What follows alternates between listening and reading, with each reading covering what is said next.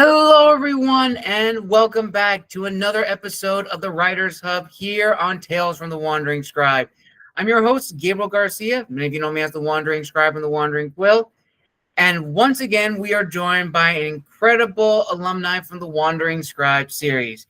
Now, this person needs no introduction. She is a preeminent author and nurse who first began writing during the COVID-19 pandemic, initially as a coping mechanism to combat the negativity it brought.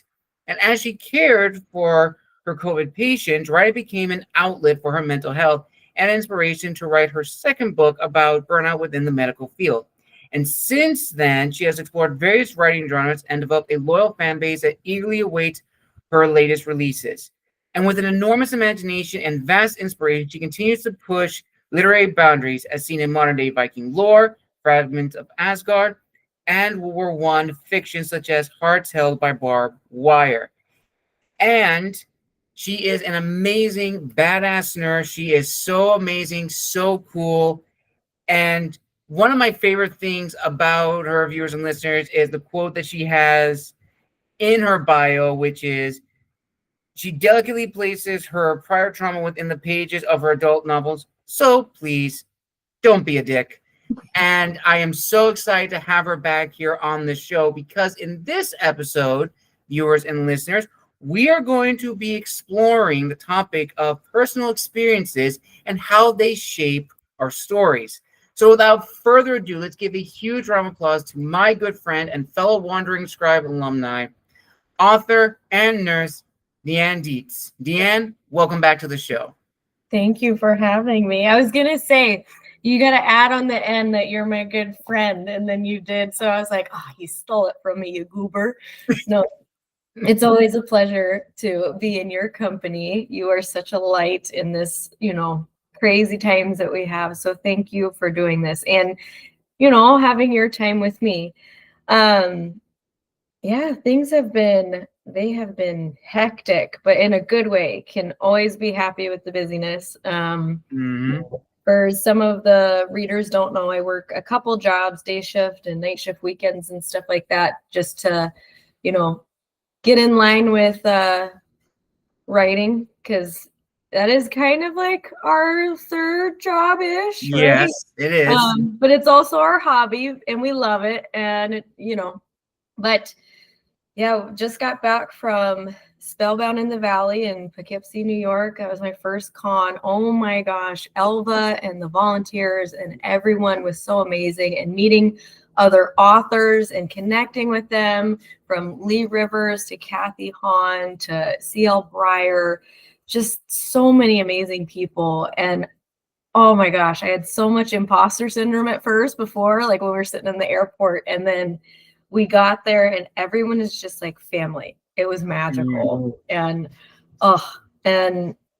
we got the special editions done for my my books, the Afton Adders series, and they look absolutely glorious. Just the sprayed edges and everything. It just looks really, really cool. It's crazy to see all this stuff come to fruition, after you have it as a thought, and then all of a sudden it makes its way to something final and bigger than you could ever expect. Absolutely. Very, very true. And Deanne, I just have to say before we get into discussions, I love the post that you've been posting about your first convention. Absolutely amazing. And congratulations, because that is a huge achievement to be at your very first convention, very first con as an author. All the kudos and praise to you, and being in this hub of fellow authors, fellow writers, and just the engagement and the interaction and, sharing our stories with new readers, new loyal fans. I can't imagine what that must have been like for you, being there and realizing, I'm here, I'm an author.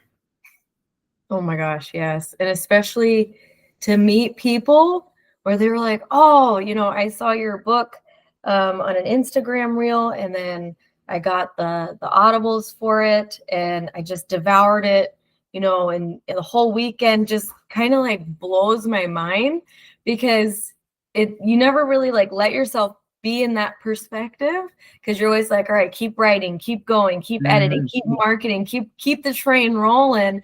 And so to actually be in a position where you hear these people talk and say what their favorite parts were, what made them laugh, what made them cry, and you're just like, holy crap, like everything that you were hoping to obtain with writing and having people identify or see characters that they see themselves in, it blows my mind. And it was such like an honor as well to like just meet these people that I've never met before, because I'm used to a friend or so, we have our groups and stuff where like we're a little bit more tight knit, and it was cool to see people that you've never even like talked to. Like it just blows my mind. Absolutely. And then in those interactions, sharing our stories and answering questions about, how the stories come about and everything, which fondly enough leads into today's discussion, viewers and listeners. And that is, of course, personal experiences and how they shaped books. Now, Deanne, I remember from our first interview that you were here on the show, you gave such a great story of not only your journey as an author, but sort of like the motivations, or rather the inspirations, the drive that really helped sort of craft each story. So let's look at each one in particular. So let's start with your Fragments story, your Viking story. What were sort of the personal experiences that went into the creation of that book? Yeah, so Fragments of Asgard actually is a little bit more intimate than some of the other books. That's because the first chapter is pretty rough. It was a really rough time in my life, and I put it in there delicately, and also tried to make some things a little bit where there's no names, nothing like that. But it was a true event that had happened, and instead of the outcome that happened in today's time, I kind of flipped it to where the character actually becomes stronger, becomes better, and has a little bit more resilience. And with Fragments, it's also about just finding that inner strength and becoming better. And other people that I know were also in the book that kind of helped shape the character development, individual items or scenarios that had happened with hospitals, which of course don't have any patient identifiers, hospital, nothing like that. Right. But there were certain scenarios that were delicately weaved within those pages. And then other things as well, which there's one comment that I wanted to touch upon it was a Goodreads comment, which I know don't go on Goodreads, bad author, bad.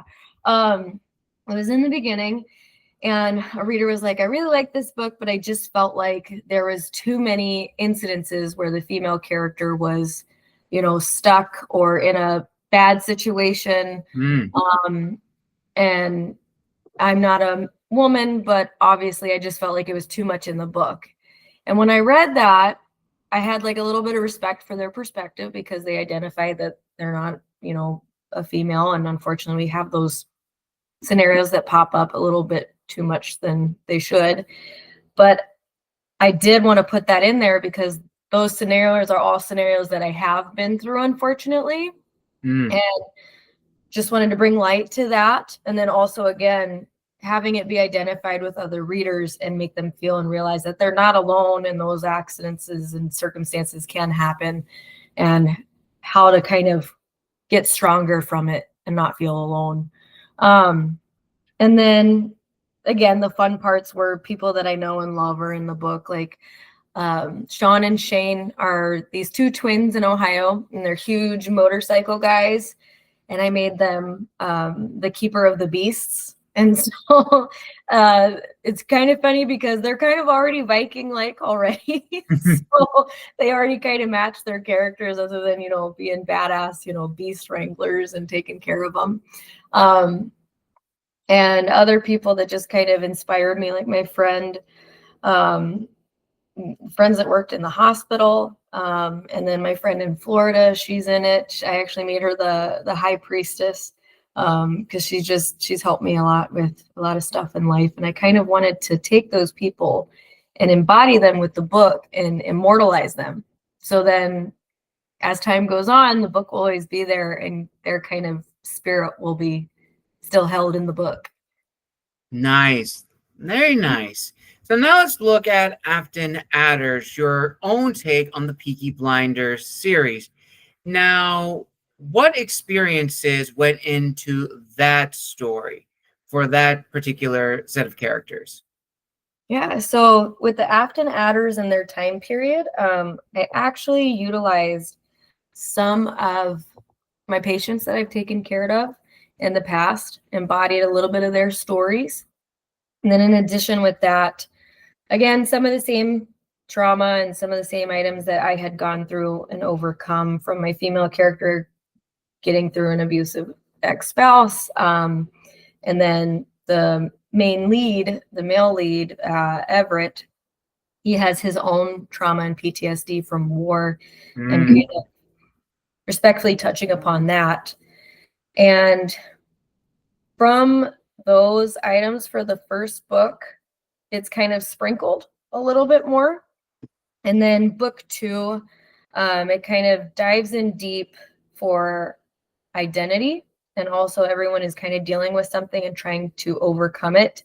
But the way they overcome it is by working together and bonding and healing and becoming stronger. So with Marcus, he struggles with his identity because he's bisexual. And back in, 1930s, that was not a thing. Is very frowned upon and taboo.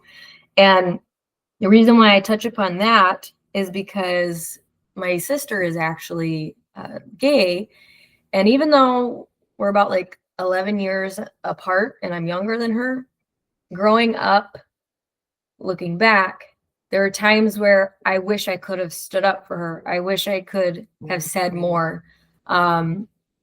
Like, I won't go into too much detail because I don't want to drag in family drama. That's not cool. That's not fun. But it's like a small part of me wishes that these were the things that I could have done for my sister and I couldn't. So I'm embodying it in the book. And that way too, other people that have felt rejected or betrayed or not seen and not heard, like Marcus did, they can identify with that and see that they're not alone.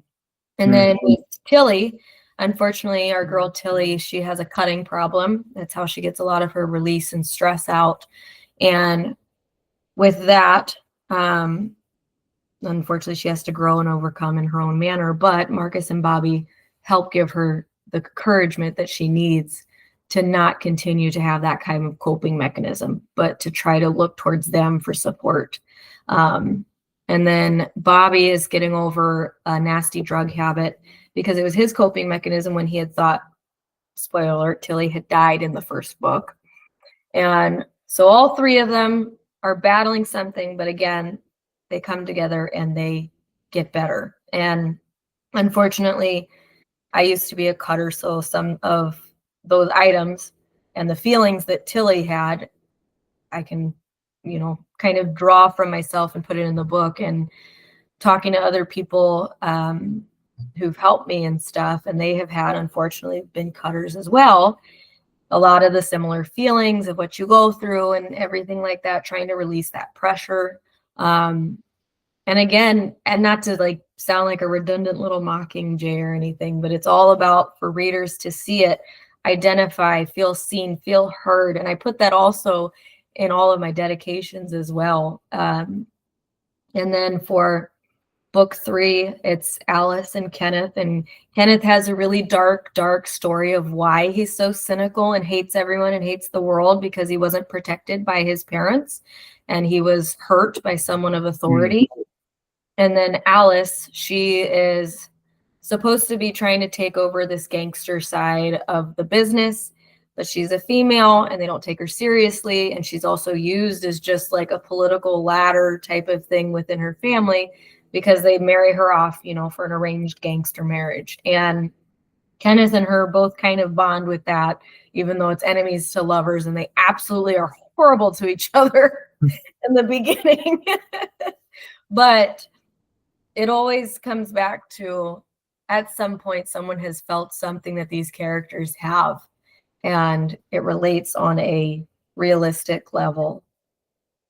Right. Well, first, before we get further, Deanne, thank you for also sharing, those personal excerpts from your life. I imagine that was probably not a very easy thing to do because it does, I imagine, bring up some uncomfortable moments from your past. So I want to say thank you for sharing that here on the show.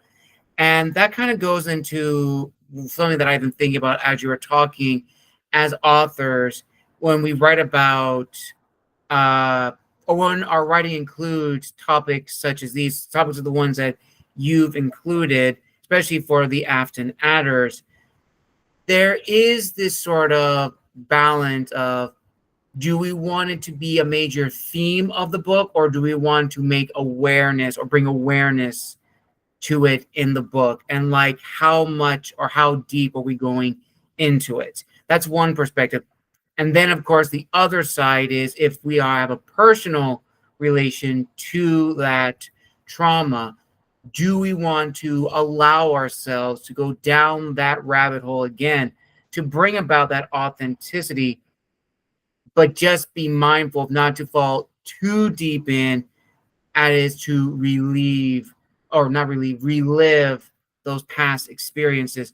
So for you, Deanne, when you began sort of like writing both of these books and reflecting on your journey as an author and as a person, how did you find that balance that you could give advice to other authors who may either be writing on topics such as these, or including topics such as these in their books, or may themselves have gone through something very similar?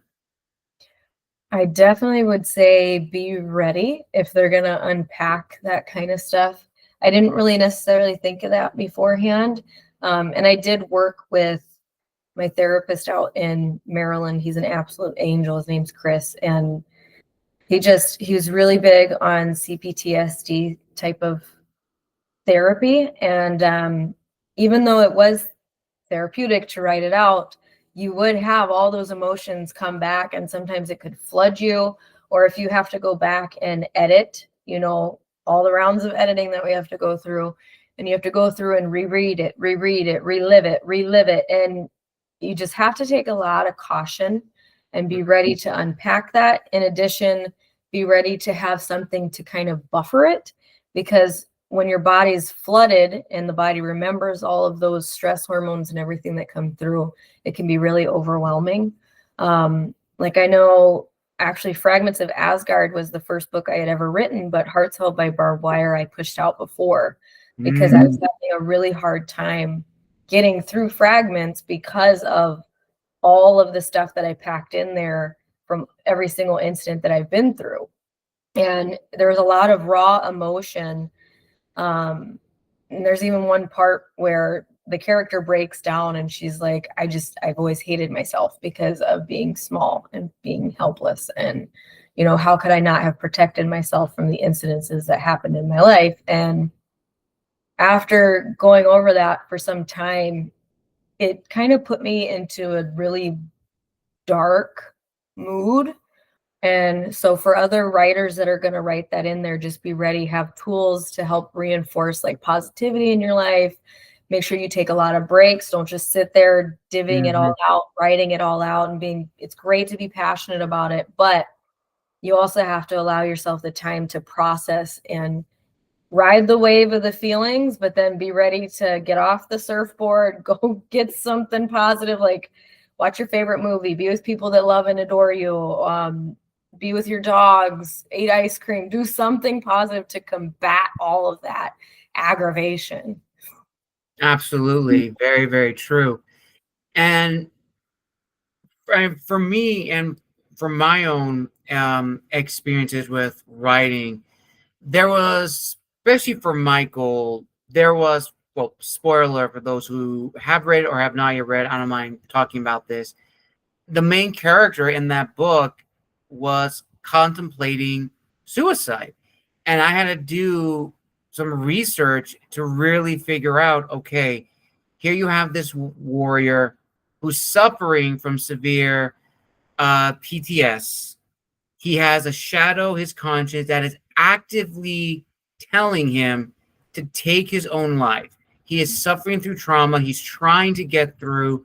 How do I write that in a way that is authentic and yet respectful, that it doesn't come off as a cliche? That was probably the hardest thing to write during that time. Also, as you and I are among the horde of COVID authors who began their journey during the COVID pandemic, that period was definitely a growing point for a lot of authors, because all of us had to retreat into our writings to explore and just to escape. And in a way, writing is an escape because it allows us to rediscover aspects of ourselves. So with that said, Deanne, when you were writing these stories, did you sort of rediscover an aspect of your individuality, your personality that you thought was gone, but upon rediscovering it, it also healed you in a way? A little bit. Like, even though rehashing all of the not so great things that have happened, it was able to sit back one day and with my husband, and he was like, look at all of this. And my friend Cody, he is such a hype man as well. You would love him. But he's like, look at everything that you've been through in life and you're still standing and you haven't, succumbed to anything, and you're still going with a smile on your face and also helping others. Like, you should be proud of yourself. And then to actually do that one day and digest it, it felt really good. Like, you do actually have that little light of pride, like, oh crap, you know what? Good job. Good job, self. Absolutely. 100% agreed. You're just seeing, as growths as people and as authors, and the words that we inspire and the words that we leave behind, something that we're going to talking on a little bit later. But sort of beyond the traumatic experiences, the negative experiences in our lives, we also love to incorporate the positive side, the positive aspects of who we are in our writing to give hope. Because storytelling is all about hope, no matter what it is. Yes, there are stories that are going to have sad endings, sad moments, and they may end on an ending that you may not agree with.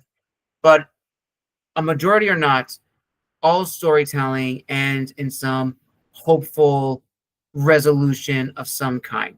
Now, Deanne, as you said in the beginning, that for Fragments of Asgard, and especially also for Afton Adders, they do draw heavily upon your own experiences. But as you mentioned earlier, you did not want to recreate or replicate those experiences. You want to give it a different ending. You wanted them to sort of reclaim their voice. So as the author in that moment, how did you sort of outline that specific pathway for that specific ending for your book series? That while they do draw upon you, they are not you. These characters are not you. They are themselves. And you are giving them back their voice, back their individuality, so to speak. Mm-hmm. So with Fragments of Asgard, especially,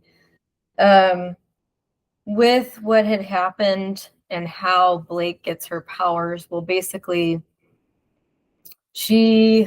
her powers awaken and ignite because of self-preservation.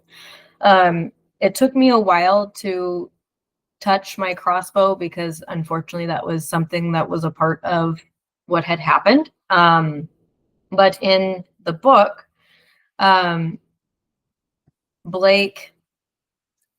Blake's powers awaken, like I said, from self-preservation, and they come out and protect her.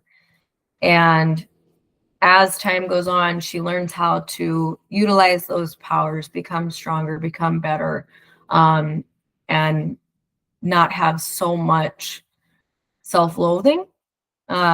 where unfortunately in the real world it was a little bit more complicated than that. But things are better now. And then with the Afton Adders, I'm real big on happy endings. I don't like not having a happy ending. So the characters go through the hard stuff, the real stuff, but like you said, they come out at the end and they either are stronger, they're better, and it's just an incidence versus making the whole book written around that horrible subject. And it helps show how to power through that scenario versus it just kind of happening. Or, if something bad happens, there's some sort of, I don't want to say revenge, it sounds bad, but there's some sort of retribution. Yes, where either their family or their friends or someone sticks up for them, or they're able to have that power to be like, you know what, I'm not going to take this anymore. Like, especially with Tilly and her parents, like anytime she was around her parents, she would turn into like that little girl again because they were so controlling and so just very negative in her life and very demeaning.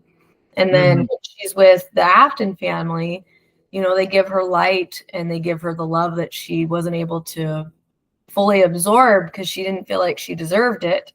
And then there's a time where, she basically goes off on her mom and lets her have it because she sees Marcus stick up for her. She sees through how her parents did everything. They are not these pish posh, huge people that were like giants in her life. Now they're just the same individuals, just like her, bleed the same blood, have the same feelings. They have flaws just like she does, and not everything and everyone is perfect. Absolutely. Now, this is actually something, Deanne, that I want to hear your thoughts on because I was talking with friends in another group chat a while ago, and they brought it up to my attention that, as we talked about, COVID was a bleak time for all of us, but especially for us in the creative world, it allowed us to retreat and create these incredible stories. A majority of the authors that I've had featured on the show started their career as writers during the COVID pandemic, the lockdown period. But one of my colleagues brought up an interesting point and said, if the lockdown and the pandemic had never happened, would the stories that were written during the COVID years exist in their original format, or would they be completely different? And that was like, I never really thought of that. How different would The Gathering be, Michael be, Son of Persia be, if I had not written them during COVID, or if COVID never happened, would I have pursued writing? And if I did, would they be the same or completely different? So, Deanne, I would like to hear your thoughts on this.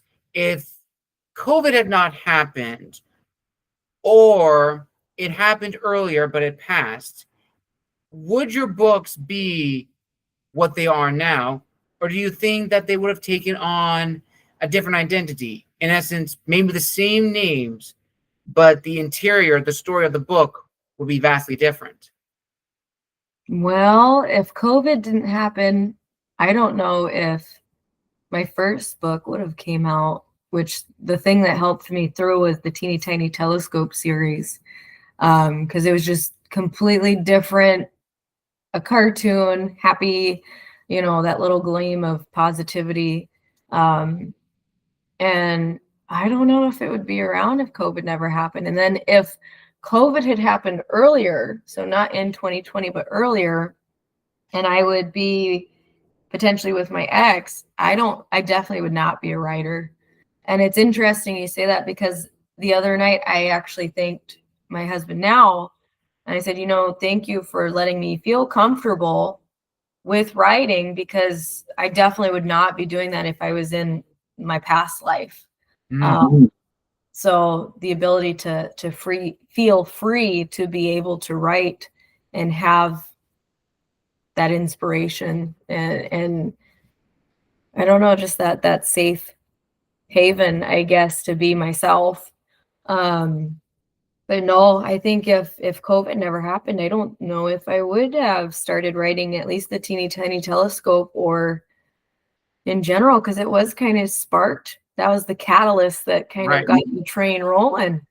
That's crazy to think, because like you said, there's so many authors, so many artists that started off because of COVID and learning all the different talents and new things that they were doing too during that time. Like, that's just crazy to think. It is. It absolutely is, to think how different it would be had there not been the pandemic. You probably would not have had the influx of indie authors flooding the market, new voices, new talent, do everything. So it's a very, very interesting what if experience if it did happen. And speaking of experiences, I think probably the fun thing about us authors is that everyday random occurrences could easily change the outcome of our stories. And I was talking with a friend of mine about this, and it's just so funny how just the simplest things in our day-to-day lives could greatly change a story, whether it's something that we watch, or maybe it's a book we've read, or something similar. So, just curious, Deanne, in your everyday life, has there been like a random occurrence that you've had that had shifted an outcome in any of your stories? Um, Actually, yes. So Hearts Held by Barbed Wire was only going to be one book. But people loved Bobby so much, and all the positive feedback that I got for our crazy Bobby. And it sparked for Bobby to have his own respective story. And then, just like you said, funny occurrences during the day. I gotta say, my kiddos and like the funny things that they come up with, or they'll give me a funny idea, or something the dogs do that's pretty funny. Like in Hearts Out by Barbed Wire, there's a moment between Brielle and her dog Piggy, and you've seen Piggy. Well, his real name's Ragnar, but you've seen and met Piggy. And I have, a funny instance where he sneezes in her face, and it's because my dog sneezes in my face all the time. But it is my own fault because I get on the floor with them and wrestle. Right. But yeah, and just the other night, I have no idea why, but I was listening to a podcast and they were talking about honey badgers. And I was like, oh, I want to give one of my characters a honey badger as a pet.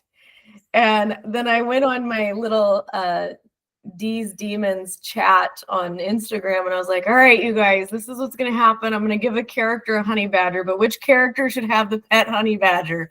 And then kind of get like the readers involved too, so that it's fun and interactive. That's like the best part, is interacting with your readers. And so, yeah, there's so much fun little goofy things that just pop up. It's like, oh, I got to write that in somewhere.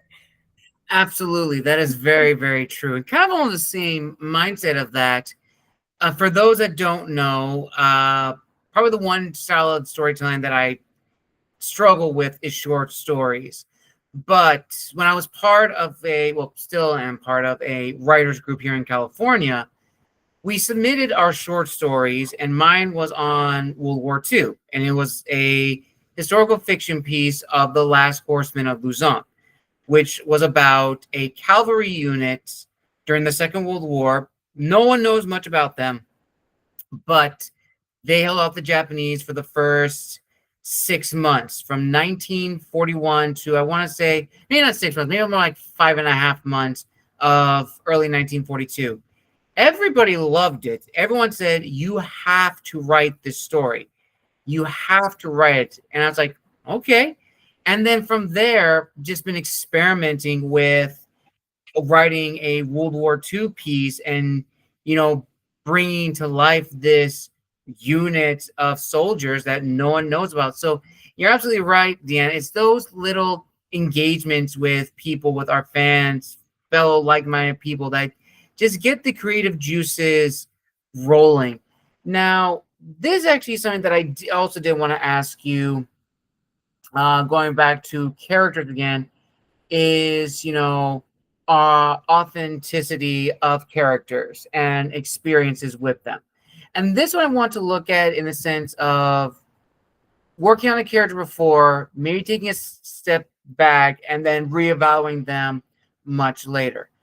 in your journey as an author, is there one character that when you began writing them, you're at one stage of your life and view them this way, but maybe taking a step back from writing a little bit, reevaluating, and going back to the story, you were able to look at the character in a different way? Not because, of course, older, things have changed, but also as a writer, you see the character in a different light. Still maintain their authenticity, but it's not the same authenticity that you gave them when they were first created. Yes. So I was joking at Spellbound. Well, I guess it's not a joke if it's true, but Kenneth is the a-hole of the Afton Adders. Like, he's just such an a-hole, and everyone hated him in book 1, hated him in book 2, and then I was like, again, that little spark, and you're like, I'm gonna make him book 3. And some readers, when they heard that, they're like, how? Ew, no, ew, I hate him, he's such a butthead, no. And I was like, yes, he is, but I'm gonna make you fall in love with him, just watch. And so it was a bit of a challenge, because as I was writing it, I'm like, oh man, like, I still have to keep the authenticity of Kenneth and his assholeness, but I had to like really dig my hands into the clay of him to like mold this person, where it's like, okay, you see his humanity, you see the bond and the connection that readers can get with him, and then feel the empathy towards him because of why he is the way that he is. And then it was funny because at Spellbound, like, there was one reader who was like, I hated him so much, and when I saw he was book 3, I was boycotting it. I was so mad at you.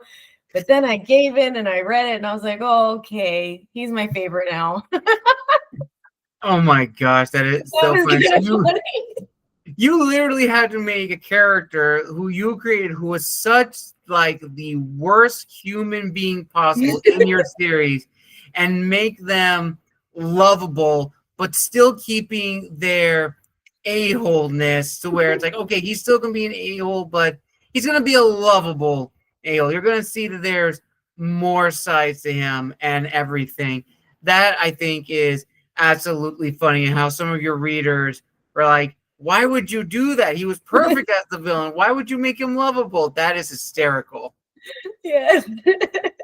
And that's the fun part with, when you're able to take your characters and take whatever you might be writing and add that extra like dimension to it, another side, another shape, make more depth to it. And that's what makes it more human, is because some people are that complicated where it's gray matter and two things can exist at the same time, where you're like, oh my gosh, this person is the smartest person in the world and I love them, but they're so flippin' infuriating and their communication skills are horrid. Like, right.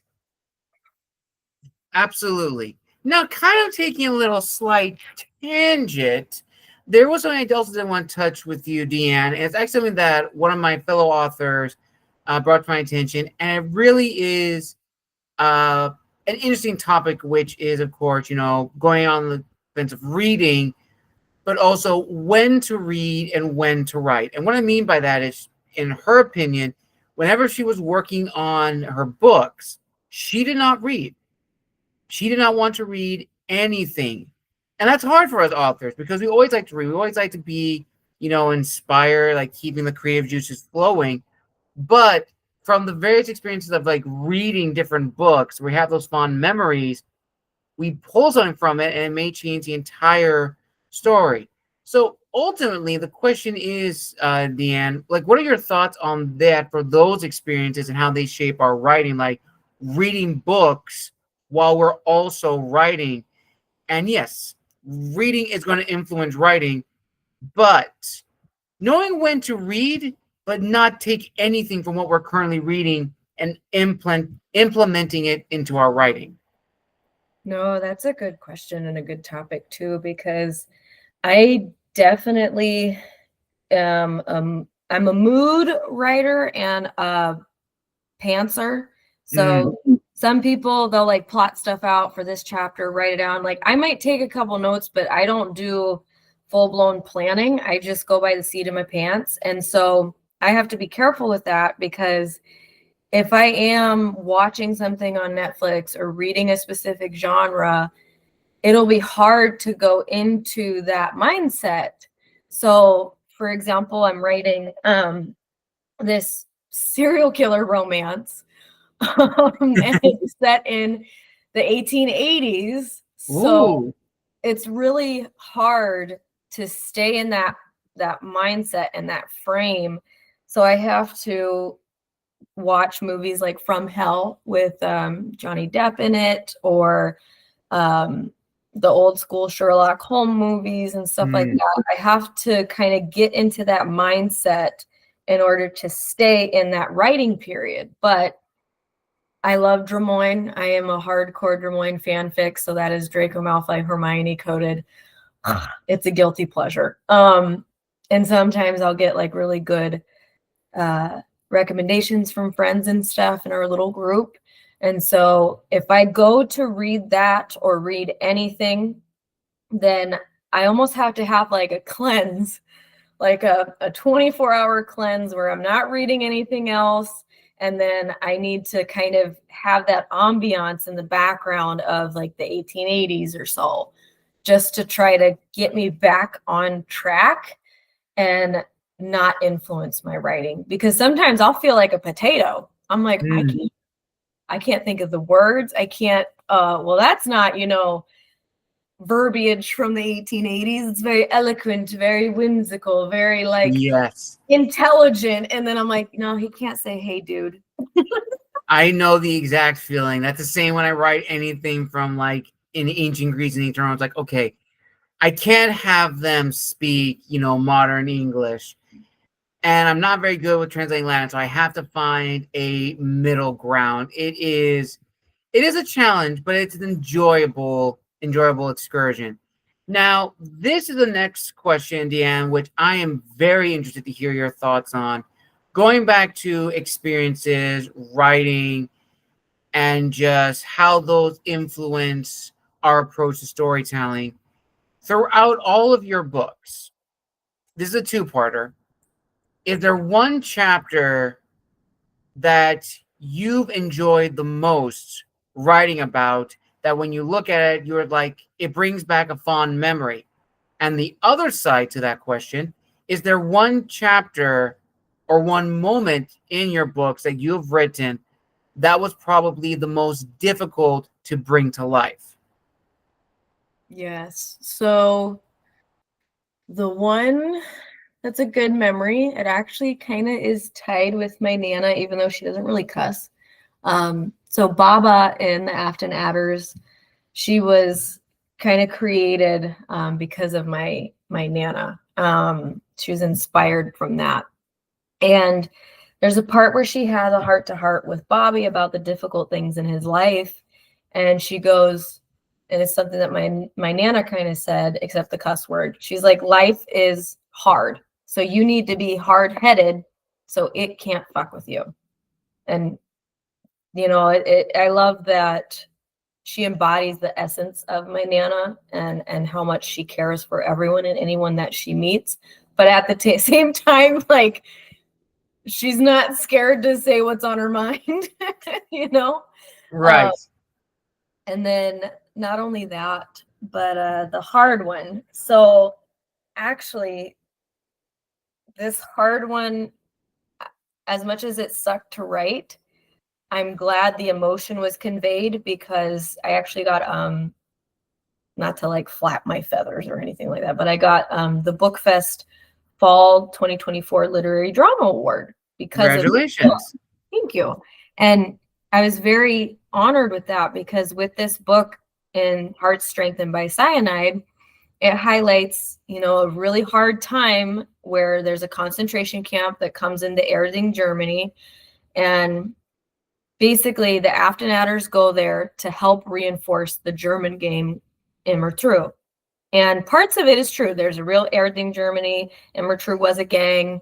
And with that concentration camp, unfortunately, Alice, the leader of the German gang, she goes to try to help a family that's getting taken away to the concentration camp.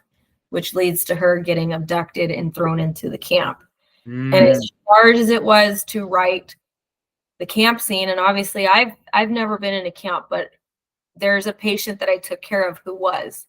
Oh. And so I took parts and pieces of their story out of respect, of course, but to put that in the limelight and to have that feeling and that emotion and that those memories, because it still is something so true and so horrendous. And as much as it was hard to write the scene where she talks about she hears the pipes going, and then the next one I cut it off to cause stress in the reader, and the next one is Kenneth going to try and save her, and he's going through the camp, and then he finally, spoiler alert, he gets her, because I don't like unhappy endings. He gets her. He just marches through the camp, no care in the world, doesn't even care that he got his shoulder shot. I mean, it grazes by, but still.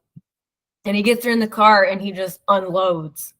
And he's, the a-hole of the family, so he doesn't have emotion, but he has emotion, and it hits him all at once, this relief, the sadness, the anger, the everything, because he has her and she's protected and everything is fine now. And that whole everything was rough, because I wanted to also make sure that I'm being respectful of that timepiece. Yes, absolutely. Very, very true. Writing anything about that period in history is going to convey a lot of emotions and a lot of reflection. It's going to be uncomfortable writing about it, even if it's like a instant or a moment, or at least, what's the word I'm thinking of? It's alluding to the bigger picture. It is going to be difficult, and it's going to bring about emotion. But if you understand that from the get-go and you allow yourself to write in that headspace, you're going to be just fine. And before we end, Deanne, because this has been an incredible discussion, there was a few final things I did want to touch with you on experiences and storytelling. And it's something that I've actually been asking my guests a lot recently in interviews. And I'm going to give you this interview type question. So, as you've mentioned throughout this incredible discussion, Fragments of Asgard, Afton Adders, and your other works are, in a way, milestones of your journey, not as an author, but as an individual, as a person, different stages in your life. And when conceiving them from an idea, drafting them out, writing them, it was, I imagine, a challenge to stay true to the original idea, but also stay true to your voice. And ultimately, every story has to have an ending. It has to come to an end. And normally, from our experiences, they're what drive the story. It's like, I was in this headspace when I was writing this. Do I have that same mentality now? Depending on the story and depending on the subject, hopefully it's different. But ultimately, we have to know when the story is done and if the story lands on the ending that we want it to be. So this is a 3-part question, Deanne. So ultimately, as an author, when you've written your books, different stages in your life, how did you know when to stop writing, B, look at the ending and see if it was satisfying, not just for yourself as the author, but for other readers, and B, coming to the conclusion that this story is finished. Maybe the universe can still go on in this series of books, but this particular story for these sets of characters is truly done. That's a good question. So for seeing how the ending is, I think it's for B, for seeing how the ending is and if it's, good resolution for yourself and for your readers. And it's to see if loose ends are tied up, to see if there is an actual resolution between the drama, between the character development, between the families, to have a coming together, like a kumbaya, so to be, where everyone is standing strong. That's a big thing for my writing. And then for knowing when the book is completely done and over, sometimes it's hard because there'll be times afterwards where you're like, oh man, maybe I should write that in or make it like a bonus chapter or something. It's almost like the books will tell you when they're done. The characters will kind of let you know, like, things are good and resolved. As goofy as that sounds, again, I love how J.R. Ward calls her characters like her Rice Krispies in her head. Her Rice Krispies tell her what to do. Because it's true, like your characters, it's almost like they can take you on their journey. Like, yes, you're writing it, but you've created the character and they kind of drag you along for the ride and show you what needs to be done. Which is kind of, it sounds so crazy. No, but you're absolutely right. You're absolutely right. And I think to summarize what you were saying, Deanne, is like the characters, almost like what another guest said on the show not too long ago, is that the characters dictate the story and how it's going to end, no matter what that ending is going to be. Unless, of course, you have a very specific ending, then yes, you do have to write the characters to go in that way. But regardless, the characters are the vehicle they are the passengers of the story, and they get to decide, when the story is over. And that in of itself is an experience because you are not the same author when you started writing that, and you're going to continue to be a different author for every new story that you write. I know for me, for Decimus, that's going to be a very powerful milestone, which it is, because it's not only my 4th book that I have published, but it's the last of my COVID books. It is the last book that I wrote when I was in COVID during that period. And now, once it's finished, now I have to begin a whole new set of stories. And that's going to be a very interesting perspective, interesting journey. But that's the thing with us authors. Story's never over. It just goes to the next chapter, the next page. Mm-hmm. And ultimately, Deanne, as we end this amazing discussion, what do you want people to take away from this video, from our discussion of experiences and how they impact and reflect our storytelling? Everybody has a story to tell, and everyone can relate to it in some way. It may be someone down the block, or it may be someone in New Zealand. Like, shout out to my friend Freya. But everyone has a story to tell, and be brave enough to tell your story, and whatever it may be. It could be just a fantasy, it could be personal, it could be anything, but to be able to step up and be brave and tell that story and let the ride go. Absolutely. Beautifully said, Deanne. And with that, viewers and listeners, we come to a very, very amazing conclusion here on the Writers Hub, here on Tales from the Wandering Scribe. I want to give a huge thank you to my dear friend, Deanne, for coming back on the show in her 2nd appearance. Always a blast having her on the show. Now, Deanne, where can people find you on social media if they want to reach out and connect, as well as buy copies of your books?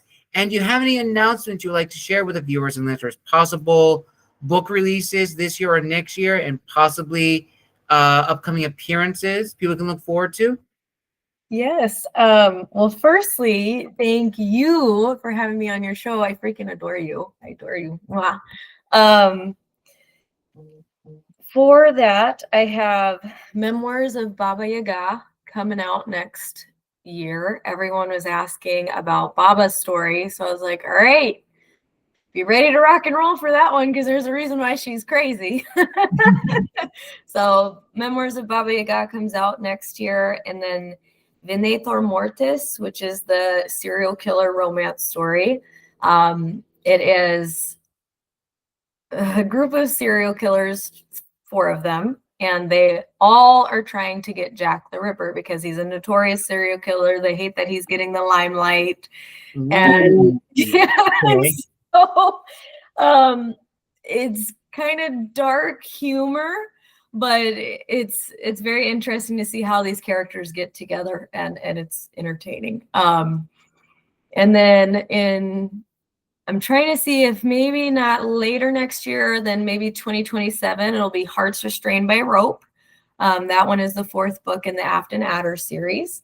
And you can find the Afton Adders series, Fragments of Asgard, the Teeny Tiny Telescope, which are my children's books, all on Amazon, Barnes & Noble. I also sell them on my author website, www.authordeanndietz.com, or you can go through my link tree on Instagram for ddietz.author.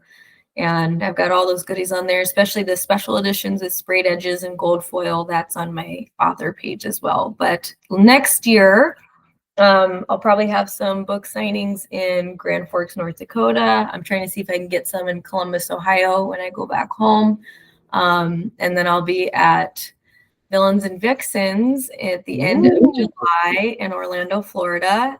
And then Spellbound in the Valley again in October in Poughkeepsie. Nice. So excited. I can't thank both of them for, having me be able to go to the book cons, because I'm just so excited to go. Awesome. I will link all those down below in the description of this video. And if you want to see Deanne's first appearance here on the show, I'll also link it over here. Please go and check it out. That was a very amazing interview with Deanne. And meeting her for the first time, she is truly a lovable person and an amazing author. And I urge all of you to go and check out her stories, check out her works, give her a follow, join her fan page, which you also do have that on Instagram, correct? For people to follow? Yeah. Nice. I'll also make sure to include that down below so people can go and check that out.